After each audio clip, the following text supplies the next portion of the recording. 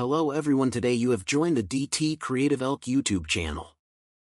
How to add and insert a text box in Word. If you find this useful, then consider subscribing and liking the video.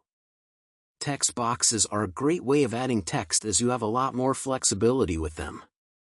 You can go and adjust them more and things like that.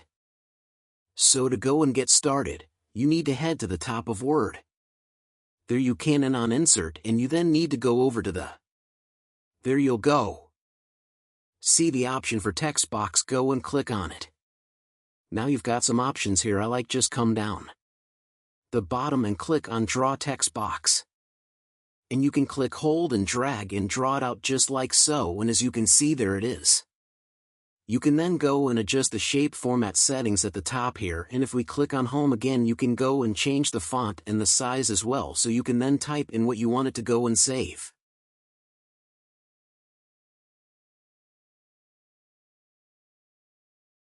And what you can then do is choose how it goes and works other text.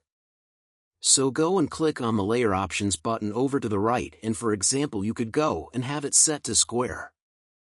What would that mean?